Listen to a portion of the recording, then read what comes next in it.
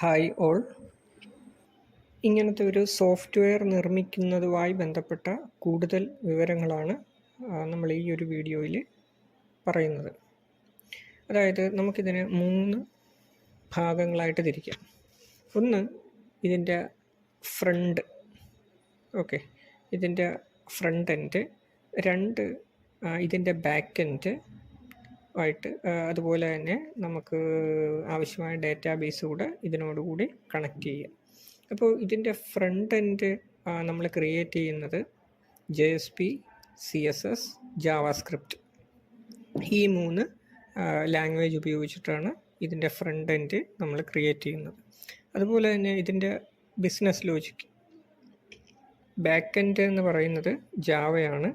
അതുപോലെ തന്നെ നമ്മൾ MySQL എന്ന് പറയുന്ന ഡേറ്റാബേസാണ് ഇതിനു വേണ്ടി യൂസ് ചെയ്തിട്ടുള്ളത്. നമുക്ക് ഇങ്ങനത്തെ ഒരു പ്രൊജക്റ്റ് എങ്ങനെ ചെയ്തെടുക്കുക എന്നുള്ളത് നോക്കാം. അപ്പോൾ അതിനായിട്ട് നമുക്ക് ഒരു IDE വേണം. ഓക്കെ, ഇവിടെ എക്ലിപ്സ് എന്ന് പറയുന്ന ഒരു IDE ആണ് ഉപയോഗിക്കുന്നത്. എക്ലിപ്സ് പോലെ തന്നെ മറ്റ് IDEകളും ഇതിനു വേണ്ടി ഉപയോഗിക്കാം. ഒരു എക്സാമ്പിൾ പറഞ്ഞാൽ നെറ്റ്ബീൻസ് പോലുള്ള IDE ഉപയോഗിക്കാം, ഇൻ്റലിജ്, അങ്ങനെയുള്ള ധാരാളം IDEകളുണ്ട്. ഇപ്പോൾ എക്ലിപ്സ് എന്ന് പറയുന്നത് ഒരു ഓപ്പൺ സോഴ്സ് ആയിട്ടുള്ള IDE ആണ്, അതാണ് നമ്മൾ ഉപയോഗിക്കുന്നത്. അപ്പോൾ ഞാനിപ്പോൾ ഈ ഒരു IDE ഓപ്പൺ ചെയ്യുകയാണ്. IDE 2024-06 എന്ന് പറഞ്ഞിട്ടുള്ള ഒരു എക്ലിപ്സിൻ്റെ ഒരു വെർഷനാണ് ഇവിടെ ഉപയോഗിക്കുന്നത്. അത് ലോഡ് ചെയ്യാനായിട്ട് കുറച്ച് സമയം കാണിക്കുന്നുണ്ട്.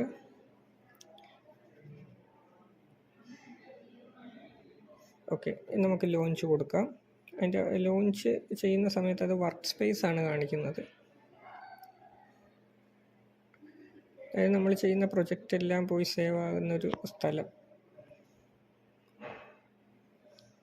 ഇൻ്റഗ്രേറ്റഡ് ഡെവലപ്മെൻറ്റ് എൻവിറോൺമെൻറ്റ് എന്നാണ് ഈ IDEയുടെ ഫുൾ ഫോം വരുന്നത്.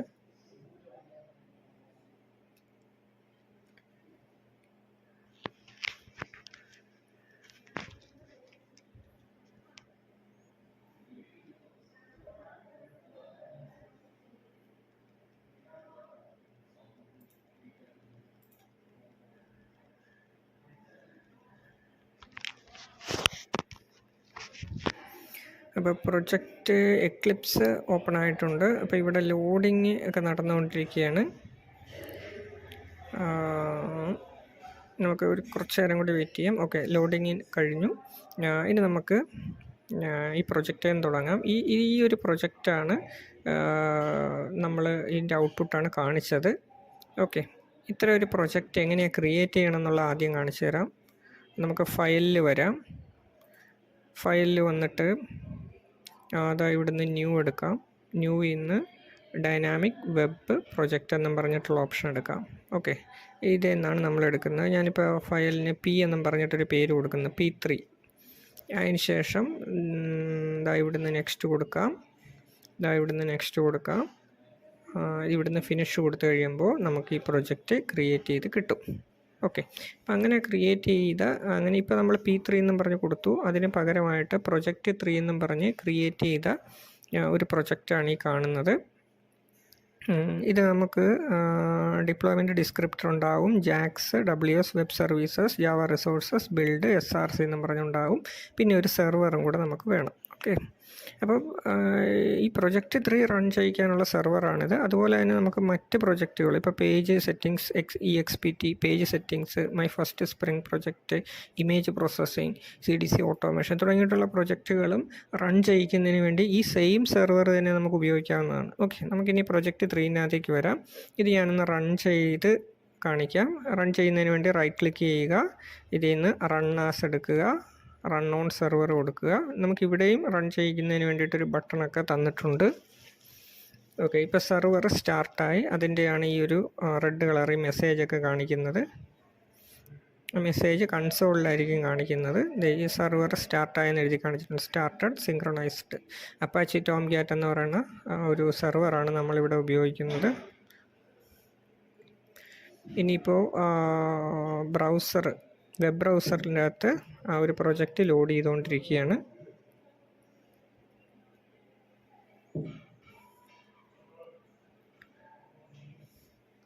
ഓക്കെ, പ്രൊജക്റ്റ് ലോഡ് ചെയ്ത് വരുന്നുണ്ട്. ഇവിടെ ലോക്കൽ ഹോസ്റ്റ് ഒരു ഫുൾ കോളൻ 8087/project3 എന്നും പറഞ്ഞ് കൊടുത്തിട്ടുണ്ട്.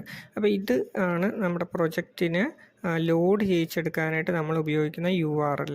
ഓക്കെ, ഈ ലോക്കൽ ഹോസ്റ്റ് എന്ന് പറഞ്ഞാൽ അവിടെ ഒരു IP അഡ്രസ്സ് ഇതേ മെഷീൻ തന്നെയാണെന്നുള്ളതാണ് ഉദ്ദേശിക്കുന്നത്. പിന്നെ ഒരു പോർട്ട് നമ്പർ. പിന്നെ project3 എന്നുള്ളത് പ്രൊജക്റ്റിൻ്റെ പേരല്ല, അത് പ്രൊജക്റ്റിൻ്റെ കോണ്ടെക്സ്റ്റ് റൂട്ടാണ് കൊടുത്തിട്ടുള്ളത്. ഓക്കെ, അപ്പോൾ നമ്മളൊരു പ്രൊജക്റ്റ് ക്രിയേറ്റ് ചെയ്യുമ്പോൾ അതിൻ്റെ കോണ്ടെക്സ്റ്റ് റൂട്ടിൻ്റെ പേരും ആ പ്രൊജക്റ്റിന് കൊടുക്കുന്ന പേര് തന്നെയായിട്ടായിരിക്കും ബൈ ഡീഫോൾട്ട് എടുക്കുന്നത്. അതല്ലെന്നുണ്ടെങ്കിൽ നമുക്ക് മാറ്റി കൊടുക്കാവുന്നതാണ്. ഓക്കെ, നമുക്കതാ ഈ പേരൊന്ന് കോപ്പി ചെയ്തതിന് ശേഷം പുതിയൊരു ടാബ് ഞാൻ എടുക്കുന്നു. ആ ടാബിൽ ഞാൻ അതേ പേര് കൊടുക്കുന്നു, എൻ്റർ അടിക്കുന്നു. അപ്പോഴും നമുക്ക് സെയിം പ്രൊജക്റ്റ് തന്നെ കിട്ടും. അതായത് ഈ ഒരു URL ഉപയോഗിച്ചിട്ടാണ് നമ്മൾ ഈ പ്രൊജക്റ്റിന് ലോഡ് ചെയ്തെടുക്കുന്നത്. ഇപ്പോൾ നമ്മൾ എന്തെങ്കിലുമൊക്കെ വെബ്സൈറ്റ് ലോഡ് ചെയ്തെടുക്കുന്നത് ഒരു ഡൊമൈൻ നെയിം ഉപയോഗിച്ചിട്ടാണല്ലോ. ഇപ്പോൾ www. എന്തെങ്കിലും ഒരു പേര് project3.com. ഓക്കെ, അത് നമ്മൾ ഡൊമൈൻ നെയിമൊക്കെ പർച്ചേസ് ചെയ്തെടുക്കുമ്പോൾ ഇത് നമുക്ക് അങ്ങനെയൊന്നും പർച്ചേസ് ചെയ്തിട്ടില്ല. ഓക്കെ, അപ്പോൾ അങ്ങനെ നമുക്ക് പ്രൊജക്റ്റ് വന്നു. ഇനി നമുക്ക് നമ്മുടെ കോഡിൻ്റെ അകത്തേക്ക് പോകാം. ഓക്കെ, ഇനി ഇതെങ്ങനെയാണ് ഡെവലപ്പ് ചെയ്തെടുക്കുക എന്നുള്ളതാണ് നമ്മൾ നോക്കാൻ പോകുന്നത്. കോഡിൻ്റെ അകത്തേക്ക് വരാൻ നേരത്ത് നമുക്ക് ആദ്യമേ അതിൻ്റെ ഫ്രണ്ട് എൻഡ് എങ്ങനെയാണ് റെഡിയാക്കിയിട്ടുള്ളതെന്ന് നോക്കാം. ഇതിൽ വെബ് ആപ്സിൽ നമുക്ക് കയറാം. ഇവിടെ ഈ ഒരു സ്ഥലത്തായിരിക്കും നമ്മൾ ഇതിന് വേണ്ടുന്ന ഫ്രണ്ട് പേജൊക്കെ റെഡിയാക്കുന്നത്. അതായത് SRC എക്സ്പാൻഡ് ചെയ്യുക, അതിനകത്ത് വെബ് ആപ്സ് കാണും. ഓക്കെ, SRCയുടെ അകത്ത് മെയിൻ കാണും, മെയിൻ്റെ അകത്ത് വെബ് ആപ്സ് കാണും. വെബ് ആപ്സിൻ്റെ അകത്തായിരിക്കും നമ്മളിത് റെഡിയാക്കി എടുക്കുന്നത്. ഇതിനു വേണ്ടി ഒരു JSP ഉണ്ട്, ഒരു CSS ഉണ്ട്, ഒരു JS ഉണ്ട്. Okay, JSP Java server page എന്ന് പറയും, CSS കാസ്കേഡിംഗ് സ്റ്റൈൽ ഷീറ്റ്, പിന്നെ JS ജാവ സ്ക്രിപ്റ്റ്. അപ്പോൾ നമുക്ക് JSP എന്ന് തുടങ്ങാം. ഞാനിപ്പോൾ JSP ഫയൽ ഓപ്പൺ ചെയ്യുകയാണ്.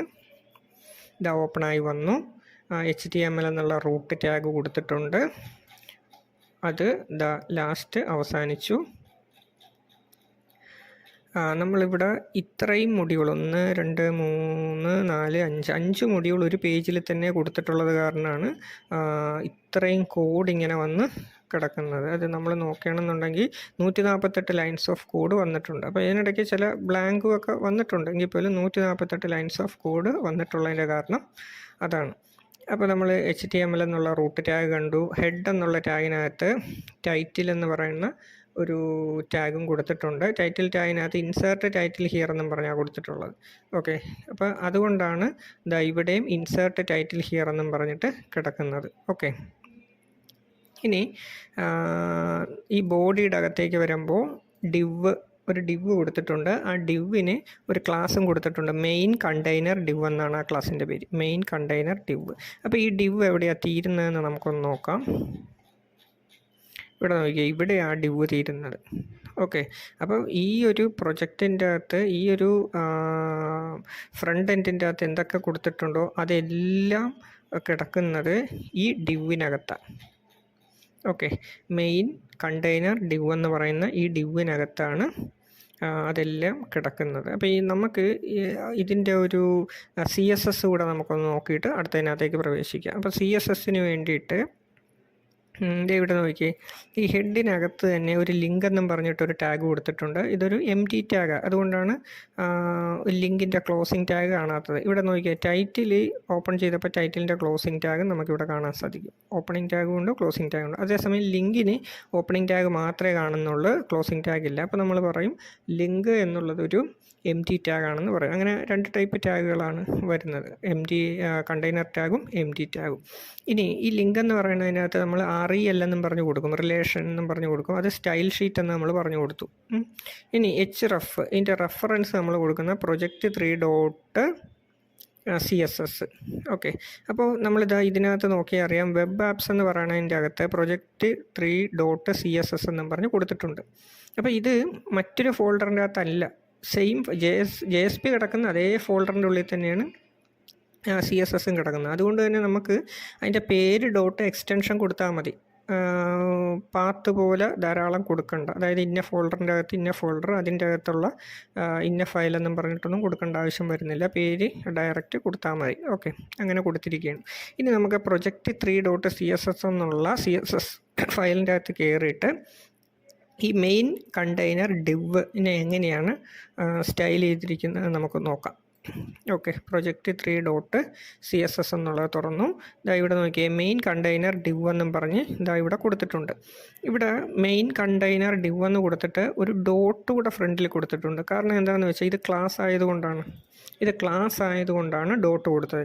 ഇതിപ്പോൾ ID ആയിരുന്നെന്നുണ്ടെങ്കിൽ ഈ ഡോട്ടിന് പകരം നമ്മൾ ഹാഷ് കൊടുക്കണം. ഓക്കെ, ഇത് നേരിട്ട് ടാഗാണ് ഉപയോഗിക്കുന്നതെന്നുണ്ടെങ്കിൽ, അതായത് div എന്നും പറഞ്ഞിട്ടാണ് ഇവിടെ വിളിക്കുന്നതെന്നുണ്ടെങ്കിൽ ഡോട്ടിൻ്റെ ആവശ്യമില്ല, ഹാഷിൻ്റെ ആവശ്യമില്ല, div എന്ന് തന്നെ കൊടുത്താൽ മതി. ഓക്കെ, അത് ഇവിടെ ക്ലാസ് ആയതുകൊണ്ട് ഡോട്ട് കൊടുത്തു, കർലി ബ്രാക്കറ്റ് ഓപ്പൺ ക്ലോസ്, ഇതിനകത്താണ് കാര്യങ്ങൾ പറഞ്ഞു കൊടുക്കുന്നത്. ഓക്കെ, ഇതിവിടെ ഫ്ലെക്സ് എന്നും പറഞ്ഞ് കൊടുത്തിട്ടുണ്ട്, ഡിസ്പ്ലേ ഫ്ലെക്സ്. അത് എന്ന് പറഞ്ഞാൽ നമുക്ക് ഒരു ലേ ഔട്ടിന് വേണ്ടിയിട്ടാണ് കൊടുത്തിട്ടുള്ളത്. നമുക്ക് ഗ്രിഡ് ഉപയോഗിക്കാം, ഫ്ലെക്സ് ഉപയോഗിക്കാം. ഇവിടെ ഫ്ലെക്സ് ബോക്സ് ആണ് ഇതിന് വേണ്ടി ഉപയോഗിച്ചിട്ടുള്ളത്. ഫ്ലെക്സ് എന്ന് പറയുന്ന ഒരു 1 ഡയമെൻഷണൽ ലേ ഔട്ടാണ്. ഓക്കെ, അതായത് ഒന്നെങ്കിൽ റോ ആയിട്ട് ഉപയോഗിക്കാം, അല്ലെങ്കിൽ കോളമായിട്ട് ഉപയോഗിക്കാം. കോളവും റോയും കൂടെ ഒരുമിച്ച് നമുക്ക് ഉപയോഗിക്കാൻ പറ്റത്തില്ല. ഓക്കെ, അതേസമയം കോളവും റോയും കൂടെ ഒരുമിച്ച് നമ്മളിവിടെ ഉപയോഗിച്ചിട്ടുണ്ട്. അതെങ്ങനെയാണെന്നുള്ളത് പ്രൊജക്റ്റിൻ്റെ ബാക്കി ഭാഗത്ത് എക്സ്പ്ലനേഷൻ വരുമ്പോൾ നമുക്ക് ആ സമയത്ത് പറയാം. ഓക്കെ, ഇതിൻ്റെ ഹൈറ്റ് ഒരു 95 VH എന്ന് പറഞ്ഞ് കൊടുത്തിട്ടുണ്ട്. അതായത് വെർട്ടിക്കൽ ഹൈറ്റ് എന്നാണ് ഉദ്ദേശിക്കുന്നത്. ജസ്റ്റിഫൈ കണ്ടൻറ്റ് സ്പേസ് അറൗണ്ട് കൊടുത്തിട്ടുണ്ട്. ഓക്കെ,